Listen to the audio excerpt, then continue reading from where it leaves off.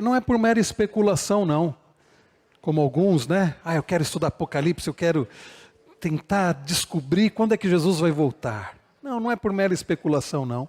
É porque nós entendemos, como nós vimos na semana passada, que isso traz saber, como nós acabamos de olhar para o Salmo 2, que é um rei reinando, e que ele vai ter vitória, e que ele vai restaurar todas as coisas. Isso traz paz ao nosso coração. Principalmente num mundo onde há essa rebelião contra Deus, num mundo quebrado, cheio de problemas e sofrimentos. Então, estudar sobre as coisas futuras traz paz ao coração do povo de Deus, e nós estamos precisando, não é verdade? Quanta gente que só está conseguindo olhar para as circunstâncias. É governo, é isso, é aquilo, e ficam preocupadas, angustiadas. Se esquecem que há um rei reinando, e que ele tem um propósito. E que propósito é esse? A redenção do seu povo e a consumação de todas as coisas, como nós começamos a falar na semana passada. Falamos sobre a ideia de escatologia, falamos sobre os sinais que precedem a vinda de Jesus, e hoje vamos falar sobre a segunda vinda de Jesus.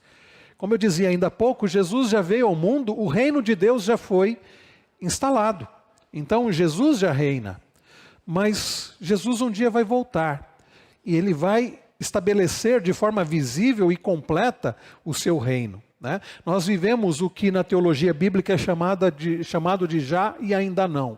Quer dizer, o reino de Deus já acontece, mas ainda não em termos da sua plenitude e de ser visível. Então vamos falar sobre a esperança do cristão, a segunda vinda de Cristo, né? O Novo Testamento, é interessante que nós não vamos encontrar a expressão segunda vinda. Contudo, irmãos, nós podemos dizer com certeza que essa doutrina é ensinada na palavra do Senhor. Cerca de 250 referências explícitas a este tema, sendo, portanto, um ensino bíblico e um dos mais evidentes das páginas do Novo Testamento. Dizer que Jesus vai voltar não é invenção do povo de Deus. Dizer que Jesus vai voltar tem base nas Escrituras. É a Bíblia que ensina isso. Então, por que podemos ter certeza da vinda de Cristo? Jesus mesmo ensinou de forma definitiva a respeito de sua segunda vinda. Ele valeu de afirmações diretas e ele inclusive usou parábolas para transmitir essa verdade a seus discípulos. Para quê? Para que os discípulos pudessem ter conforto, para trazer alento, para trazer paz, e também alertando quanto à necessidade de estarem sempre vigilantes. Abra, por exemplo, a sua Bíblia lá em Mateus capítulo 19, e eu já adianto aos irmãos, conquanto sejam muitas referências bíblicas, e eu coloco todas, não porque nós vamos ler agora, mas para que você possa ler depois. Esse estudo está sendo transmitido e depois o nosso irmão Magno deixa na página da nossa igreja no YouTube. Então você pode depois pegar esses slides, ver e ler todas as passagens.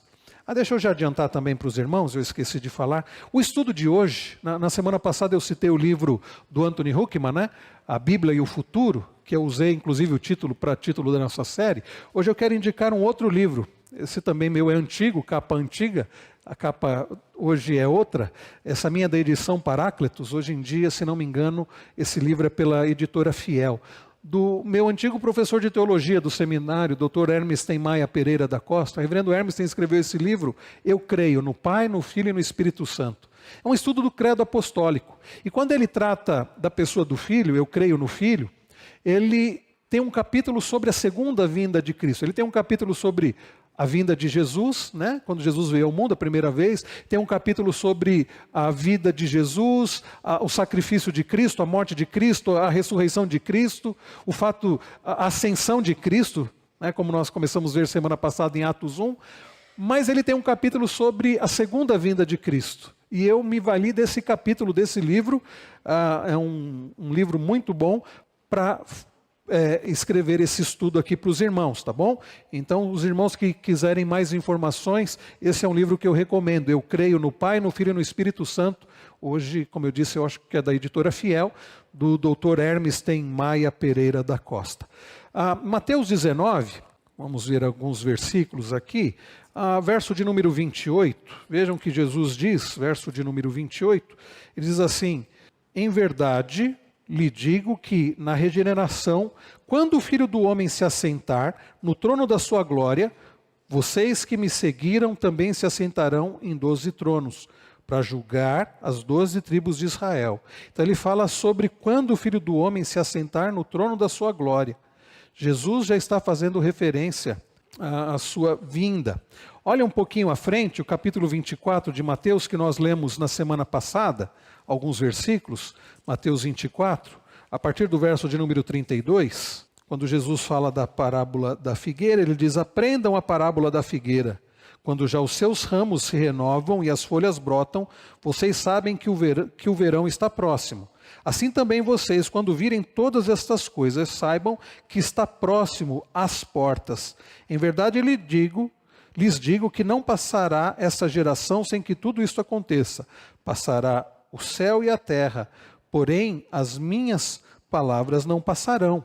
E aí ele vai falar da vigilância a partir do verso de número 36, mas a respeito daquele dia, ora ninguém sabe, nem os anjos dos céus, nem o Filho, senão o Pai. Pois assim como foi nos dias de Noé, assim será também a vinda do Filho do Homem. Percebem, meus irmãos, Jesus falando? Quem é o Filho do Homem? Filho com letra maiúscula aqui. Jesus está se referindo a ele mesmo. Ele está dizendo que ele voltará. A vinda do Filho do Homem, pois assim como nos dias anteriores ao dilúvio, comiam e bebiam, casavam e davam-se em casamento até o dia em que Noé entrou na arca, e não o perceberam, até que veio o dilúvio e os levou a todos. Assim será também a vinda do Filho do Homem. E Jesus continua, e no verso 42 ele fala: portanto vigiem, portanto vigiem. Irmãos queridos, Jesus vai voltar. E perceberam que ele disse que vai ser como nos dias de Noé? Lembra-se de quando Noé construiu a arca?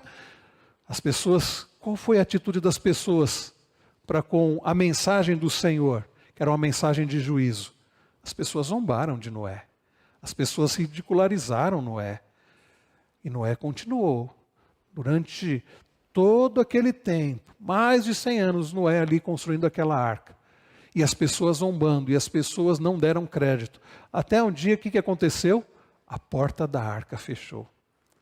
E aí, começou a chover, e chover, e chover, e a água começou a subir, e aí as pessoas já não tinham mais a chance de entrar na arca. É por isso que o que nós lemos agora há pouco no Salmo 2 é muito sério. Bem-aventurado aqueles que buscam refúgio nele. Irmãos, Jesus vai voltar. Isso vai acontecer. Nós não podemos agir como aqueles que nos dias de Noé, que ignoraram. A arca representava o quê? A arca era tipo de quem? Assim como Davi era um tipo de Cristo, apontava para Cristo, Davi era ungido, mas era a sombra do ungido, o Messias. A arca apontava para Cristo, um meio de salvação. Então, Cristo é o nosso meio de salvação, é a nossa arca. E ele vai voltar. E isso significa as portas da arca se fechando. É por isso que precisamos buscar refúgio nele hoje. Nós precisamos entrar na arca hoje, que é Cristo, o nosso Salvador. Então Jesus disse que ele vai voltar. E Mateus 24 fala sobre isso, né? E outros textos também falam sobre isso. Os apóstolos também ensinaram essa doutrina. Quando nós lemos Atos, e nós veremos isso ao longo desse ano e do próximo ano, provavelmente, nos cultos da noite, porque nós só começamos Atos domingo passado, há uma longa jornada, e nós vimos Atos 1:11 domingo passado. Hoje vamos continuar a partir do verso 12, né, até o verso de número 26, no culto da noite. E nós vimos que lá em Atos 1:11, você está lembrado do que nós lemos domingo passado no culto da noite? Se não está, abra novamente sua Bíblia, Atos 1, verso 11. O que aqueles homens vestidos de branco, aqueles anjos disseram para os apóstolos que estavam ali e viram Jesus subindo aos céus? Homens da Galileia, por que vocês estão olhando para as alturas? Esse Jesus que foi levado do meio de vocês para o céu, virá do modo como vocês o viram subir. Lucas registra aqui em Atos que Jesus começa a subir aos céus. Com aquele corpo, o corpo ressuscitado de Cristo, com as marcas da crucificação, aquele corpo mesmo de Jesus começa a ser assunto aos céus. E eles estão olhando aquela cena. E os dois anjos dizem: por que vocês estão olhando? Assim como vocês estão vendo ele subir, ele voltará. Lucas registra isso. E isso foi o ensino dos apóstolos. Os 11 ensinaram sobre... Eles estavam ali, hoje nós vamos ver que eles voltaram para Jerusalém, eles se reuniram no cenáculo junto com mulheres, com a mãe de Jesus, com os irmãos de Jesus, cerca de 120 pessoas ali em Jerusalém, nós veremos hoje à noite, e eles vão ensinar sobre isso. Nós vemos ao longo de todo o livro de Atos esse ensinamento, nós vemos nas cartas de Paulo esse ensinamento. Enfim, esse é um ensino apostólico, né? Paulo escreve aos Filipenses, aos Tessalonicenses sobre isso, a Tito, o autor aos Hebreus escreve sobre isso. Pedro, nós vimos recentemente, no ano passado, em 1 e 2 Pedro, Pedro falando sobre a volta de Cristo, lá em 1 João também. Como eu disse, nós não temos tempo para ler todas as referências, mas os irmãos podem estar certos. E, por favor, leiam essas referências. Os apóstolos ensinaram sobre a segunda vinda de Cristo. Jesus falou que ele vai voltar. Os apóstolos ensinaram que Jesus vai voltar. Esta é uma coisa certa. Assim como era certo que viria o dilúvio e Noé construiu a arca, é certo que a nossa arca, Jesus, que é o meio de salvação, vai voltar. E você não pode ignorar isso, de forma alguma. Como será essa vinda? Em primeiro lugar, meus irmãos, nós podemos destacar que, de acordo com as Escrituras, não é uma vinda que nós vamos saber a respeito, vai estar na nossa agenda, vai ser algo repentino. Ninguém sabe quando se dará a vinda de Cristo. Irmãos, preste atenção no que escreve o Dr. Hermiston. Qualquer tentativa de se marcar a data da volta de Cristo é uma afronta à palavra de Deus, nossa única e suficiente fonte de conhecimento a respeito do assunto. Há igrejas, a palavra não é nem igrejas, a palavra certa qual é? Seitas, obrigado. As seitas que já têm feito isso há muito tempo. Testemunhas de Jeová já marcaram a volta de Jesus algumas vezes, né? Os adventistas também, né? A profetisa deles, e é claro, não deu certo. Aí eles inventam desculpa, não, é porque... E agora eles pararam com isso. Eu não tenho ouvido os testemunhos de Jeová, nem os adventistas falando sobre, olha, a data é tal, mas tem gente ainda se especulando sobre quando Jesus vai voltar, não porque querem estar vigilantes ou porque têm uma grande expectativa, mas apenas por uma curiosidade ou por marca de seita mesmo, para levar pessoas. Agora, quando nós lemos lá em Marcos 13:32, abram lá Marcos 13:32, é um texto muito claro. Marcos, capítulo 13, diz assim, mas a respeito daquele dia, é Jesus logo depois que ele fala da parábola da figueira, mas a respeito daquele dia ou hora, ou da hora, ninguém sabe, nem os anjos no céu, nem o Filho, senão o Pai. Tá? Então, Jesus fala da parábola da figueira, Jesus faz referência ao fato de que ele vai voltar, e ele diz, ninguém sabe, só o Pai sabe. Bem, aí alguns vão trazer, mas Jesus não era Deus, por que ele não sabia? Né? Não quero entrar não temos tempo para entrar nesse assunto agora, mas só adiantando, Jesus está falando aqui, né, como na figura daquele que veio para cumprir uma missão. Então não era a missão dele naquele momento tratar dessas coisas, né? Ele veio como Cordeiro de Deus para se entregar, não era a missão dele. Como Deus, é claro que ele sabe todas as coisas, mas não era a função dele, dentro da economia da Trindade, na administração da Trindade, tratar daquilo, né? Atos 1:7, a mesma coisa, né? Jesus diz, não compete a vocês saber isso. Que eles perguntam, Jesus diz, não compete a vocês saber disso. Sabe o que compete a vocês? Ide pregar o Evangelho, né? Recebereis poder ao descer sobre vós, aí ele diz no verso 8, como nós vimos no domingo passado. Recebereis poder ao descer sobre vós o Espírito Santo, e vocês vão ser minhas testemunhas, serão minhas testemunhas, tanto em Jerusalém como Judéia e Samaria até os confins da terra. Ou seja, sabe o que vocês têm que fazer? É pregar o Evangelho. Com a autoridade dada pelo Espírito Santo, o poder do Espírito Santo, preguem o Evangelho. Ao invés de ficar especulando quando é que Jesus vai voltar. Deuteronômio 29:29 é conhecido, né? As pessoas citam muito. O que diz Deuteronômio 29:29? Somente quando você não sabe a resposta de uma questão bíblica que você diz, não, as coisas encobertas são para Deus, né? Alguns abusam desse texto. Mas o fato, meus irmãos, é que não sabemos quando Jesus virá. Uma coisa é certa, Jesus vai voltar. Quando Jesus vai voltar? Não sabemos. Nós vimos no domingo passado, olhando para Mateus 24, alguns sinais. Fala de terremotos, de guerras, fala sobre a restauração de Israel, que nós cremos não é o povo de Israel, os judeus, mas é o Israel de Deus, a igreja, né? E a Bíblia então nos ensina que as pessoas serão tomadas de surpresa em suas lides diárias, em seus afazeres e prazeres cotidianos. É por isso que nós lemos que será como nos dias de Noé. As pessoas estavam vivendo, trabalhando, vivendo a vida comum, né, o seu dia a dia. Então a analogia feita por Jesus indica também que muitos estarão vivendo impiamente, estarão vivendo na prática do pecado. Por isso, meus irmãos, mais uma vez citando o Salmo 2, que nós lemos ainda há pouco, nós precisamos nos refugiar no Senhor, precisamos viver em temor e tremor, não viver de qualquer jeito. Jesus chega a dizer, se você soubesse a hora que o ladrão fosse chegar, você estaria preparado. O Arjuna teve uma experiência terrível, um tempo atrás, chegou em casa toda revirada, entraram e levaram um monte de coisa, depois ele mudou. Então, se ele soubesse, ele teria ficado ali, preparado, mas a gente não sabe quando o ladrão vem. A gente não sabe.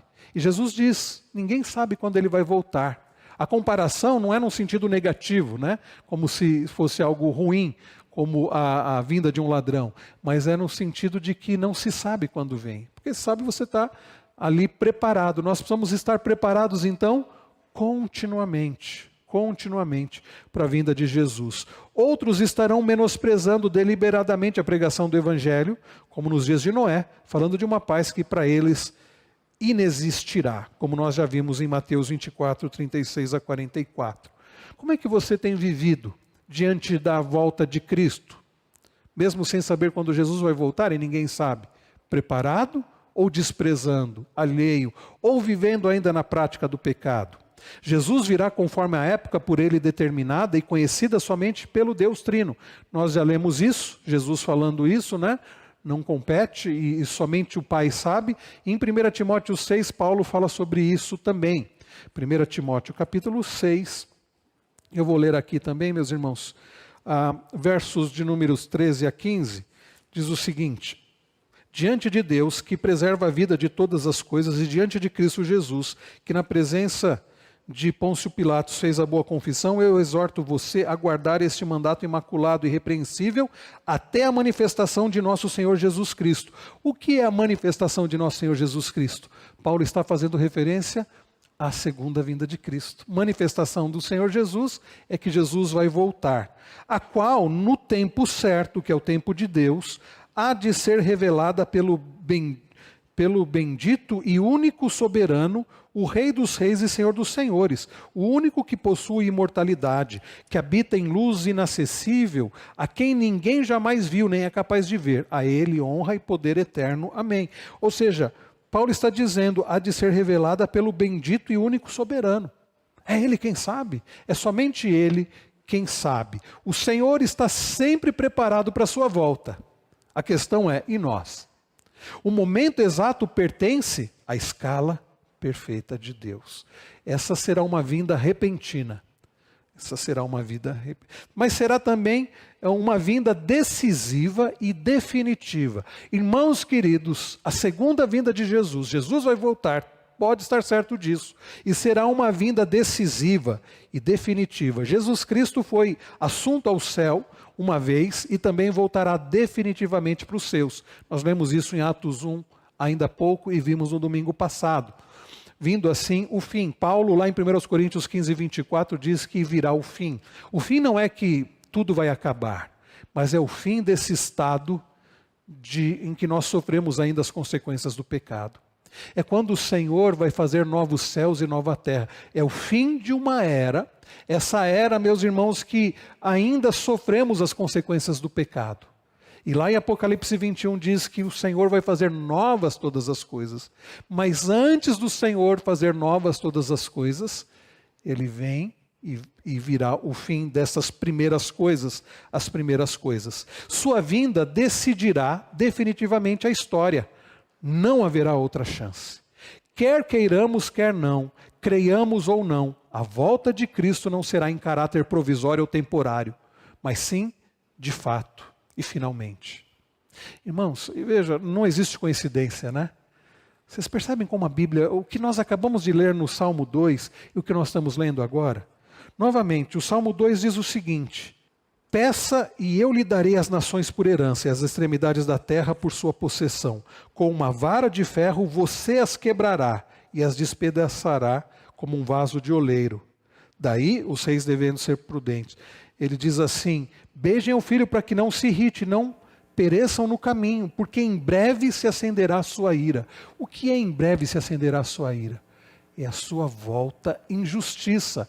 Para aqueles que estiverem refugiados no Senhor, bem-aventurados os que nele se refugiam, será uma vinda gloriosa, bendita, maravilhosa. Mas para aqueles que estiverem em rebelião contra Deus, como nós vimos no Salmo 2, será uma vinda onde eles serão quebrados, né?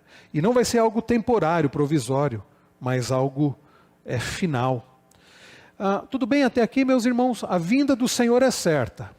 É uma vinda que será repentina. Ela será decisiva e definitiva. Você não pode brincar com isso. Mas também, em terceiro lugar, meus irmãos, será uma vinda pessoal. Como é que Jesus subiu aos céus? Vocês prestaram atenção no culto domingo passado à noite? E na leitura que nós fizemos ainda há pouco de Atos 1:11? Jesus está lá com seus discípulos, com seus apóstolos. E eles começam a ver Jesus subindo aos céus. Como é que Jesus subiu? Foi em espírito? Não, foi em corpo.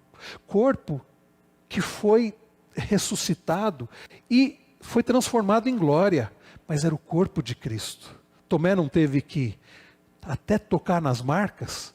Jesus, meus irmãos, como é que está o corpo de Jesus no céu? Eu lembro uma vez eu fiz essa pergunta, né? Anos atrás, num grupo de oração, e um rapaz muito bem intencionado, quando eu fiz a pergunta, como que está o corpo de Jesus? Ele disse, está bem, está bem.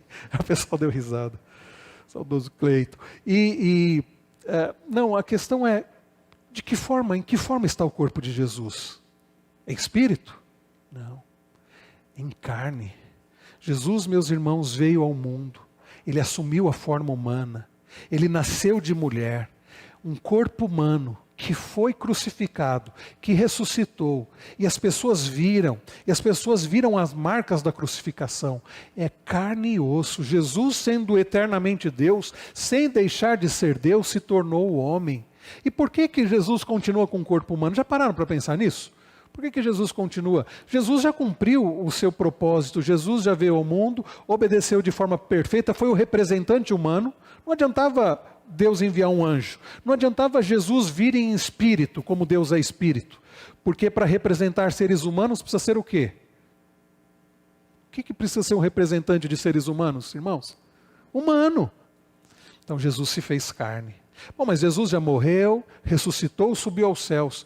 Por que Jesus não pode se livrar daquele corpo e voltar a ser apenas espírito, só espírito como antes? Vocês sabem por quê? Porque ele será o nosso representante por toda a eternidade. Jesus vai permanecer naquele corpo. Às vezes a gente fala, aliás, o Dr. Hermes citou isso uma vez numa das aulas, eu nunca tinha parado para pensar nisso. Ele fala, às vezes a gente fala sobre as implicações do sacrifício de Cristo e a gente lembra apenas do quê? Da cruz. É um corpo glorificado, né?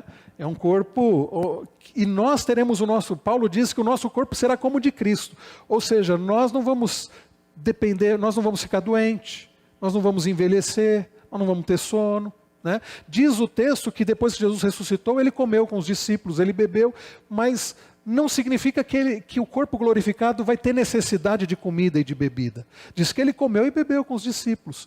Mas então é um corpo glorificado, mas é o corpo de Jesus, não é outro corpo. É aquele corpo que foi crucificado. Assim como o nosso corpo na ressurreição será esse corpo. Pastor, eu estava na expectativa que eu tivesse um outro corpo, que eu fosse mais bonito. Não, nós vamos ser mais bonitos, que o nosso corpo, ainda que seja esse corpo, vai ser um corpo transformado em glória, né? Eu acho que a gente vai ficar mais bonito. Mas o fato é que não vai ser um outro corpo, vai ser esse corpo. Mas e se eu já tiver morrido há 300 anos? Como é que Deus não vai ressuscitar Abraão? Há quanto tempo Abraão morreu? Deus que criou do nada vai ter poder para ressuscitar os corpos e esse nosso corpo. Mas voltando aqui, então, Jesus está na glória não como em espírito, mas com o corpo. Aquele corpo que foi crucificado, mas foi transformado em glória. Mas é o corpo de Jesus, com as marcas da crucificação. E ele permanecerá nesse corpo para toda a eternidade. Daí o Dr. Hermes tem que falar. Às vezes a gente pensa nas consequências ou nas implicações do sacrifício de Cristo e pensa só na crucificação. Jesus, que antes era somente espírito, no princípio estava com Deus e no princípio era Deus, Jesus vai existir por toda a eternidade num corpo humano. Não é forte isso, irmãos? Não que isso diminua a sua glória, a sua divindade, não. Mas Jesus não habitava num corpo humano. E ele vai habitar para todo sempre num corpo humano, por nossa causa. Mas se o corpo dele é humano, Jesus não está em espírito, como que Jesus vai voltar? Em espírito? O texto de Atos 1:11 enfatiza a identidade pessoal de Cristo como aquele que partiu e voltará. O que foi de forma pessoal, também retornará pessoalmente. E Ele mesmo nos receberá. Não é maravilhoso isso, irmãos? Pensar que um dia, o próprio Senhor, que subiu aos céus, Ele vai voltar. E o Senhor, naquele corpo dele, pessoalmente, Ele vai voltar para nos buscar. Se nós já tivermos morrido, eu imagino que isso já vai ter acontecido. Pelos sinais, eu não acho que Jesus está para voltar esses dias, né? Não sabemos quando, mas possivelmente não é por agora, por causa dos sinais que ele fala em Mateus 24. Então, eu acho que provavelmente nós já vamos ter morrido. E a Bíblia diz que quando o crente morre, ele já passa a habitar com o Senhor em espírito. Nós não cremos no que os adventistas dizem, por exemplo, no sono da alma, que fica dormindo até Jesus voltar. Paulo, quando usa a palavra os que dormem no Senhor, é a ideia de que morreram, mas Jesus mesmo disse para um daqueles ladrões que estavam ao seu lado, né? Hoje mesmo estarás comigo no paraíso. Então, quem morre, nós vamos tratar disso numa outra aula, mas já adiantando, quem morre no Senhor, o Espírito, e Eclesiastes diz isso, Salomão fala isso em Eclesiastes, o Espírito volta para Deus e fica com o Senhor. Será um ambiente de glória, já de gozo, de satisfação, de alegria, ainda parcial. Por quê? Porque nós vamos estar apenas em espírito. O nosso corpo vai estar aqui. Então nós vamos estar separados de nós mesmos. O nosso corpo vai estar aqui, nós vamos estar em espírito. Já num estado de glória, de satisfação, de consciência. Nós não vamos estar dormindo. E quando Jesus voltar, nós vamos ver isso daqui a pouco olhando para Tessalonicenses, aqueles que estiverem com Ele em espírito, e eu imagino que nós estaremos, vão voltar com Ele. E aqueles e Paulo diz que os corpos desses que voltarem vão ser primeiramente ressuscitados. Vão ser ressuscitados. E aí nós vamos nos encontrar com a gente mesmo. O nosso espírito vai se encontrar com o nosso corpo que Deus vai ressuscitar. E os que estiverem vivos, Paulo diz que o corpo vai ser transformado em glória. Então, os que já tiverem morrido vão voltar com Jesus, o corpo vai ser ressuscitado em glória, e os que estiverem vivos e pertencerem a Cristo, o corpo já vai ser transformado em glória. Mas Jesus vai voltar pessoalmente. Um dia nós veremos o nosso Senhor.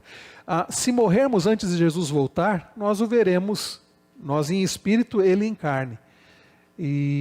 Mas nós veremos ao nosso Senhor e Ele de fato vai voltar. Tudo bem até aqui, meus irmãos?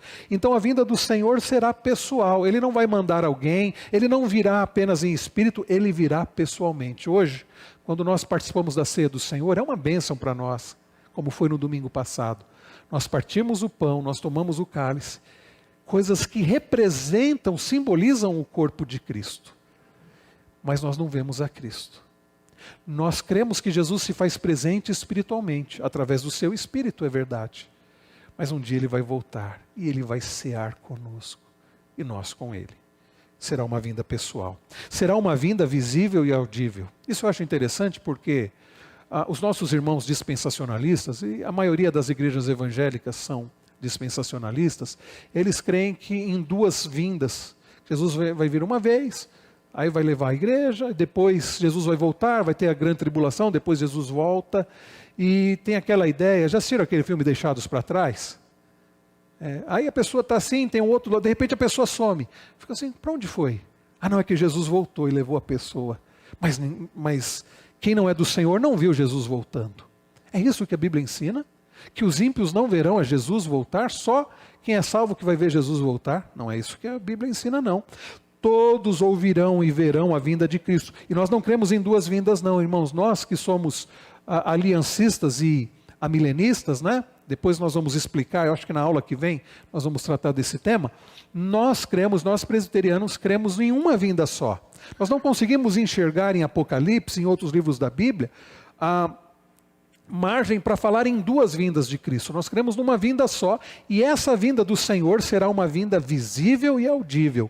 Todos ouvirão e verão a Cristo. Ela não será apenas para a igreja, embora tenha um caráter especial para o povo de Deus, né? Ou não será às escondidas para um grupo escolhido. Abra lá em Mateus 24, novamente Mateus 24.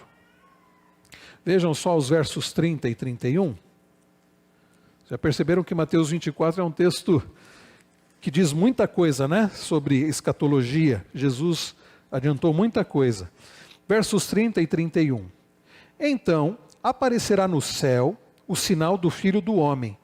Todos os povos da terra se lamentarão e verão o Filho do Homem vindo sobre as nuvens do céu, com poder e grande glória.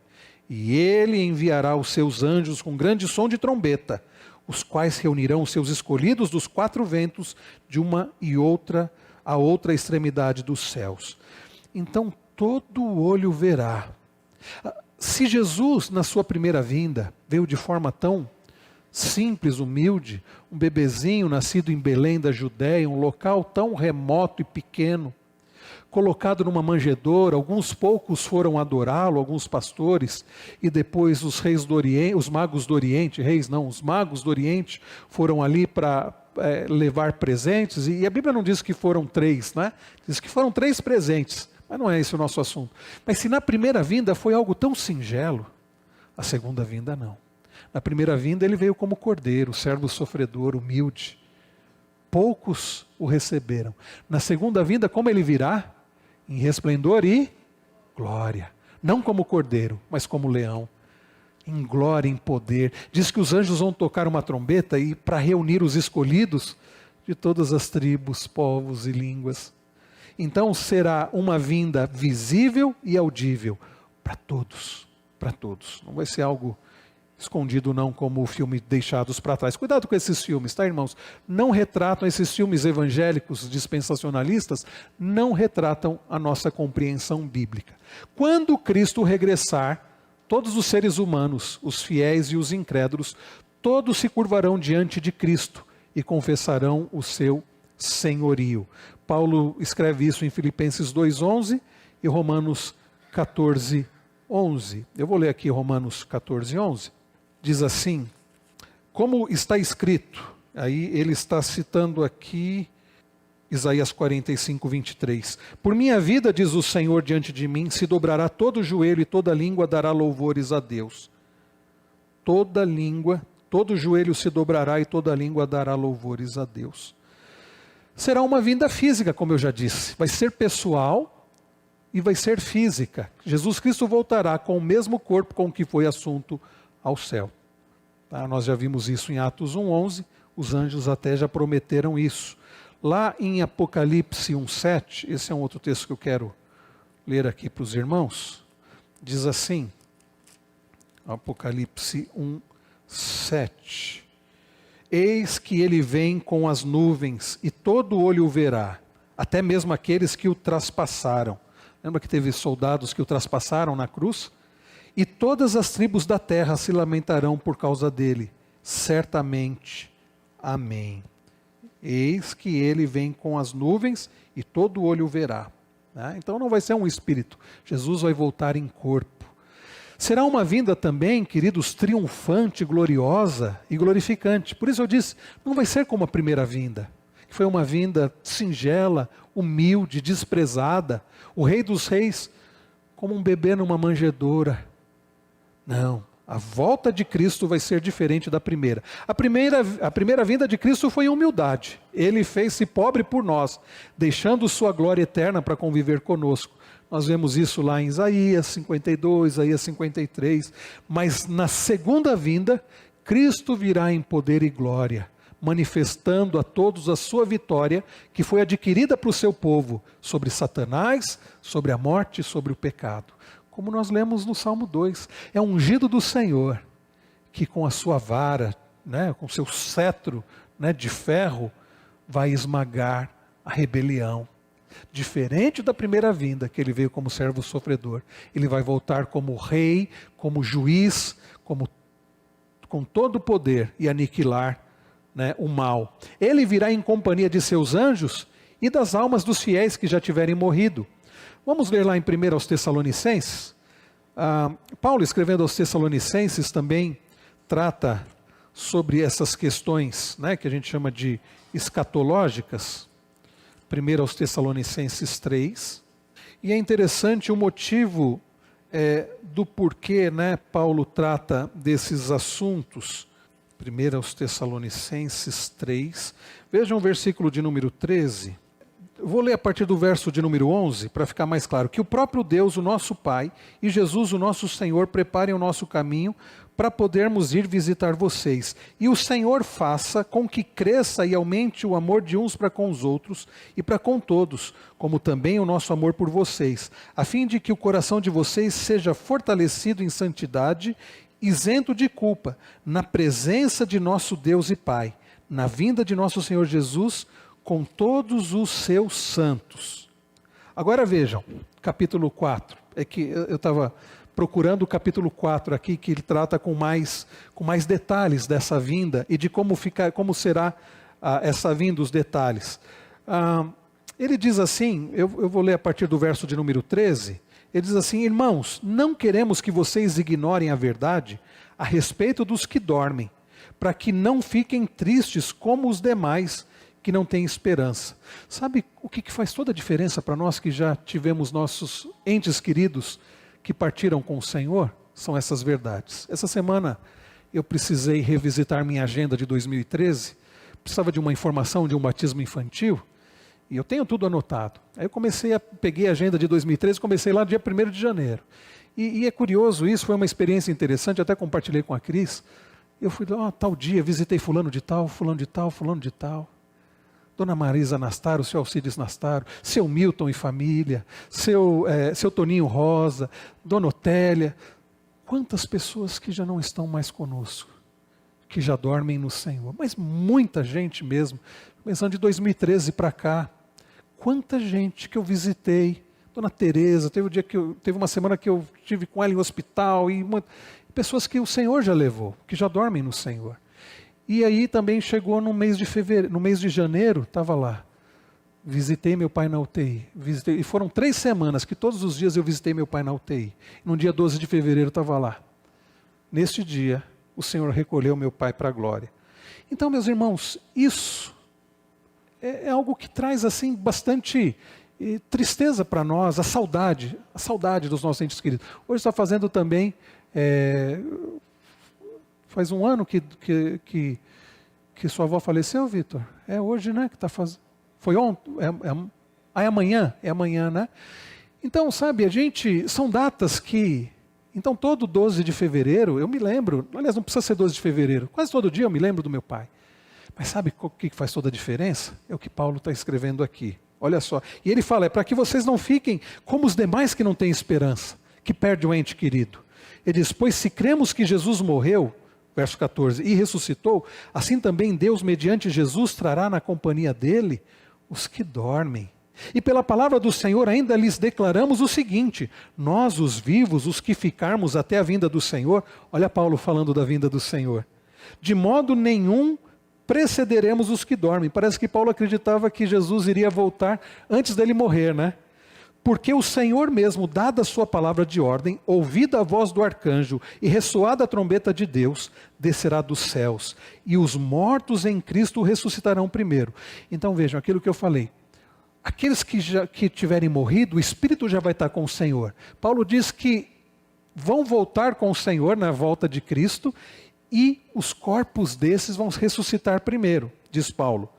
Depois, verso 17, nós os vivos, os que ficarmos, seremos arrebatados juntamente com eles entre nuvens para o encontro com o Senhor nos ares, e assim estaremos para sempre com o Senhor. Portanto, consolem uns aos outros com essas palavras. O que nos conforta, o que nos consola, é quando nós perdemos um ente querido. Na verdade, nós não perdemos. Aqueles que estão em Cristo, ou como diz o salmista no Salmo 2, no final, que buscaram refúgio nele, eles estão com o Senhor. E eles vão voltar com o Senhor. E nós vamos encontrar com eles. Provavelmente nós também já estaremos com o Senhor, né? Então, ele vai ser uma volta triunfante, gloriosa e glorificante. E qual é o propósito da vinda de Cristo, irmãos? Usando aqui esses minutos que ainda nós temos, já finalizando, por que Jesus vai voltar? Ele já veio primeiro, nós sabemos o propósito da primeira vinda. Jesus veio como servo sofredor, ele veio para obedecer toda a lei do Senhor em nosso lugar, ele veio para morrer levando sobre si a culpa dos nossos pecados. Mas por que Jesus vai voltar? Em primeiro lugar, para manifestar seu reino, sua presente e eterna soberania, que nós já lemos no Salmo 2, manifestada em seu glorioso regresso. O servo que a si mesmo se humilhou perante todos, se manifestará como o rei. Ele vai voltar não como servo sofredor, como rei glorioso, todo-poderoso. Mateus 24, 30 e 31. Lá em 1 Coríntios 15, um outro texto em que Paulo, além de 1 Tessalonicenses 4, 1 Coríntios 15, Paulo trabalha muito esse assunto, né, da volta de Cristo e como será. Então o que nós temos, o que nós sabemos a respeito da volta de Cristo, a respeito do nosso corpo, como será, nós encontramos em 1 Tessalonicenses 4 e 1 Coríntios 15. 1 Coríntios 15, Paulo rebate aquela heresia de que não haveria ressurreição no último dia, e Paulo fala que Cristo sim ressuscitou, e por isso haverá ressurreição no último dia, né? Por que Jesus vai voltar? Para consumar a salvação de seu povo. Como assim? O povo de Deus já não tem certeza da salvação? Já. Jesus já não obedeceu de forma perfeita em nosso lugar? Já. Jesus já não levou sobre si a culpa dos nossos pecados na cruz? Já. Jesus já não ressuscitou vencendo a morte, nos garantindo a ressurreição no último dia? Já. Mas a salvação ainda não está completa. Lembra do já e ainda não? Nós já somos salvos? Já. Mas ainda estamos sendo salvos. Não é que depende de você, é obra do Senhor. Lembra o que Paulo diz? Aquele que começou a boa obra, ele é fiel, ele vai completar. Quando que nossa salvação vai ser completa, vai ser consumada? Na volta de Cristo, na glorificação. O reino de Deus foi inaugurado por Cristo, nós já vimos isso na sua primeira vinda, tendo como um dos seus principais propósitos a salvação dos eleitos. Agora, a nova era do reino, inaugurada pelo segundo advento, pela segunda vinda, assinala a consumação desse propósito. Abra lá em Romanos 13, Romanos capítulo 13, eu vou ler aqui os versos 11 e 12. Diz assim: e digo isto a vocês que conhecem o tempo, já é hora de despertarem do sono, porque a nossa salvação está agora mais perto do que quando no princípio cremos. Vai alta a noite e o dia vem chegando. Deixemos, pois, as obras das trevas e revistamo-nos das armas da luz. Por que Paulo fala que a nossa salvação está agora mais perto do que quando no princípio, quando cremos? Não é que nós nos salvamos pelas nossas práticas, mas tem a ver aqui com a obra de Cristo. A obra de Cristo ainda não foi consumada. Por isso, não é errado dizer que nós estamos sendo salvos, porque Cristo ainda não consumou sua obra. Ih, pastor, mas e se ele não consumar? Não tenha medo, dúvida disso. Jesus vai completar a obra. Ele é Deus, ele tem todo o poder. Os rebeldes, que nós vimos no Salmo 2, não vão conseguir prevalecer sobre o ungido do Senhor. Um pouco à frente, Filipenses 1. Filipenses 1, Paulo, no verso de número 6, diz: estou certo de que aquele que começou a boa obra em vocês há de completá-la até o dia de Cristo Jesus. Qual é o dia de Cristo Jesus? Que dia é esse o dia de Cristo Jesus? A sua volta. Então ele vai completar a boa obra. O autor aos Hebreus fala sobre isso também. No capítulo 9, eu vou ler aqui para vocês o verso de número 28, diz assim: assim também Cristo, tendo se oferecido uma vez por todas para tirar os pecados de muitos, aparecerá segunda vez, não para tirar pecados, mas para salvar aqueles que esperam por ele. ou seja, para consumar a salvação daqueles que esperam por Ele. Ou como diz o salmista no Salmo 2, que se refugiam nele. Ok, 1 Pedro também fala sobre isso, mas o nosso tempo está quase acabando. Por que Jesus vai voltar? Além de consumar a salvação, ressuscitar os mortos e transformar os vivos. Jesus Cristo, por seu poder, ressuscitará a todos os homens. Os que estiverem vivos serão transformados. Então Jesus não vai ressuscitar só os eleitos? Não. Todas as pessoas que tiverem morrido, ímpios ou aqueles que morreram refugiados no Senhor, serão ressuscitados. Alguns, os que estiverem em Cristo, os que tiverem entrado na arca que é Cristo, os que morreram em Cristo, serão ressuscitados para a glória. O corpo transformado em glória para reinar para todo sempre com Cristo. Mas os ímpios, os que morreram em rebeldia contra o Senhor, como diz o Salmo 2, vão ser ressuscitados também. Diferente do que os adventistas dizem, e os testemunhos de Jeová também, as seitas ensinam isso, que a alma dos ímpios vai ser aniquilada, vão deixar de existir. O próprio Senhor Jesus fala sobre o inferno, sobre a realidade das penas eternas. Estes serão ressuscitados e vão ter o corpo também ressuscitado, mas para a condenação eterna. Então vejam, nossos corpos serão os mesmos de antes, já falei sobre isso, mas com qualidades distintas. Nós não vamos envelhecer, não vamos ficar doentes, né? Que coisa boa. Os salvos terão seus corpos adaptados à bem-aventurança eterna. Os ímpios, adaptados à condenação eterna. Como eu disse, 1 Coríntios 15 fala sobre isso. Eu quero ler alguns versículos com os irmãos em 1 Coríntios 15. 1 Coríntios 15, versos 42 em diante. Pois assim também a ressurreição é a ressurreição dos mortos. Semeia-se o corpo na corrupção, ressuscita na incorrupção. Semeia-se em desonra, ressuscita em glória. Semeia-se em fraqueza, ressuscita em poder. Semeia-se o corpo natural, ressuscita o corpo espiritual. Se há corpo natural, há também corpo espiritual. Vejam a partir do verso 51. Eis que vou lhes revelar um mistério. Nem todos dormiremos, mas todos seremos transformados. Num momento, num abrir e fechar de olhos, ao ressoar da última trombeta, a trombeta soará, os mortos ressuscitarão incorruptíveis, e nós seremos transformados. Porque é necessário que este corpo corruptível se revista da incorruptibilidade, que o corpo mortal se revista da imortalidade. E quando este corpo corruptível se revestir da incorruptibilidade, e o que é mortal se revestir da imortalidade, então se cumprirá a palavra que está escrita: tragada foi a morte pela vitória. Onde está a morte, a tua vitória? Onde está a morte, o teu arguilhão?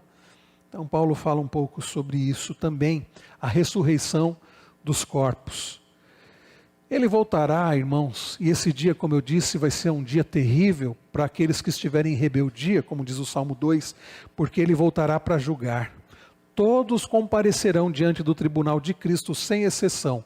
A boa notícia para os que estão em Cristo é que lá em Romanos 8, nós lemos no verso 1, nenhuma condenação há para os que estão em Cristo Jesus.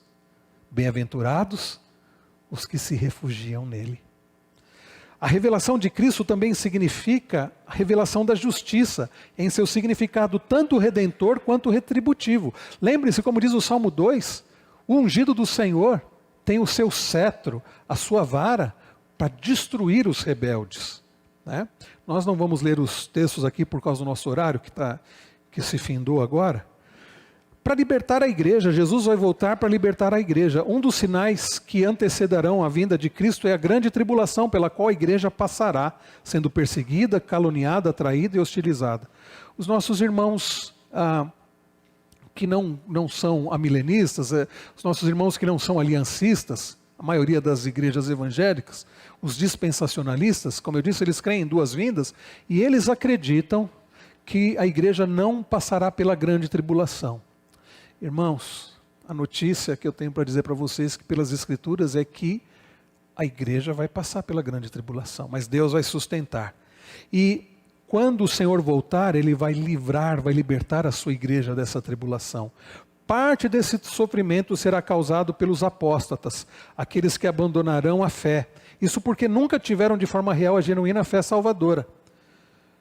Assim, a vinda de Cristo assume um papel de libertação da opressão sofrida pela igreja. Quando Jesus voltar, a igreja vai estar sofrendo muito aqui nesse mundo.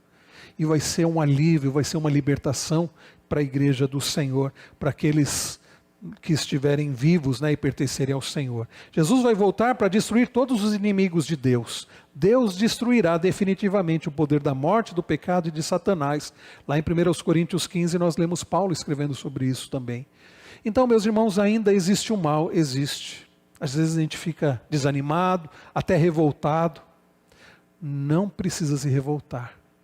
Um dia, todo mal, toda injustiça, todos os que se rebelam contra o Senhor serão destruídos e o mal será aniquilado.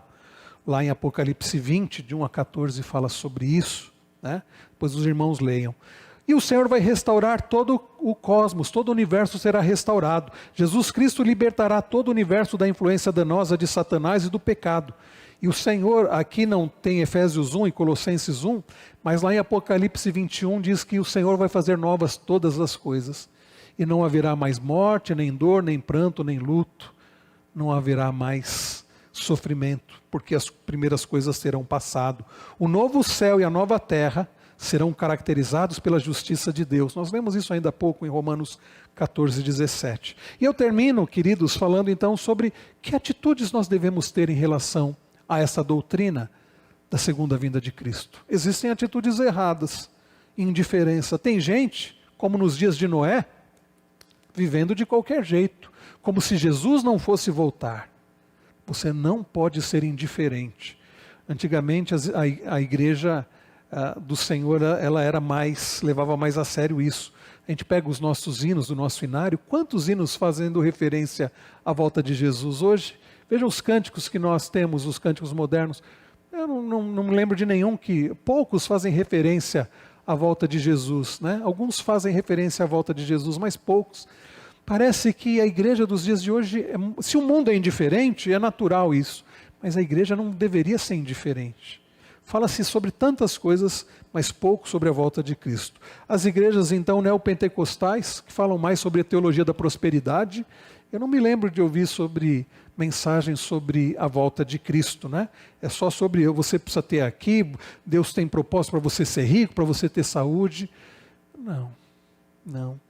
Deus nos leva a crer no fato de que Jesus vai voltar, e aí sim nós teremos uma vida plena. Há uma outra atitude errada que é desconfiança. Será que Jesus vai voltar mesmo? Não sei não. Ou inércia. Jesus vai voltar? Mas a pessoa continua vivendo como se Jesus não fosse voltar. Sem pregar o Evangelho, sem viver em santificação. Essas são atitudes erradas. Uma outra atitude errada, ao contrário da indiferença, é aquela ansiedade. Sabe, a pessoa que fica ali naquela ansiedade, o Dr. Hermes usa até a palavra excitação. A pessoa que só fica falando da volta de Jesus. Eu conheci alguns assim. A pessoa só estudava Apocalipse. Não, porque olha aqui os sinais. Viu, aqui aconteceu recentemente o coronavírus. Aí já vai lá, fala, Jesus está para voltar. E a pessoa acorda e dorme só falando nisso. Não é uma expectativa sadia da vinda de Jesus, é uma ansiedade, é uma coisa que leva a pessoa a viver até alienada, ela não pensa em mais nada.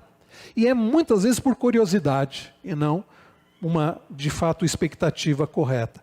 Então a indiferença, a desconfiança, a inércia, a ansiedade são atitudes erradas. Quais são atitudes corretas? Paciência e firmeza. Jesus vai voltar. Está difícil? Tá. Nós vivemos num mundo quebrado? Vivemos. O Senhor está no trono, e diferente do que escreveu o poeta, não está tudo bem com o mundo. Mas sabe, irmãos, ainda nós podemos ter esperança. Não nas circunstâncias, no governo humano, em pessoas, mas esperança no Senhor que reina. E que o seu santo ungido vai voltar para nos buscar. Então precisamos ter paciência, precisamos ter firmeza. Não vamos desistir, porque o Senhor vai voltar. Para alguns está muito difícil. Tem gente dizendo, pastor, não estou aguentando mais. Fique firme, o Senhor está reinando e Ele vai voltar. Fique firme. Uma outra atitude correta, oração intercessória. Ore, por exemplo, pelos seus irmãos que estão vivendo uma vida muito difícil aqui, de sofrimento físico, doenças crônicas, perseguição. Muitos irmãos nossos em países socialistas, comunistas, estão presos, vivem em grande perseguição, sob grande perseguição. Vamos orar para que Deus dê forças, esperança, vamos orar pelos nossos missionários, orar, meus irmãos, em favor daqueles que sofrem, para que permaneçam firmes até a volta do Senhor. Uma vida de vigilância. Se Jesus vai voltar, não viva de qualquer jeito. Não viva como aqueles nos dias de Noé. Um dia Jesus vai voltar e a porta da arca vai se fechar. Viva em vigilância. Viva não de forma ansiosa, mas uma alegre expectativa. Jesus vai voltar. Essa é a esperança do cristão, a ponto de podermos exclamar diariamente: Maranata, ó vem, Senhor Jesus. Vamos orar? Eu quero pedir àquele irmão ou irmã que sentiu desejo em seu coração, que ore por nós agora, agradecendo a Deus pela certeza que temos da volta de Cristo e pedindo que Deus nos mantenha firmes até a sua bendita volta.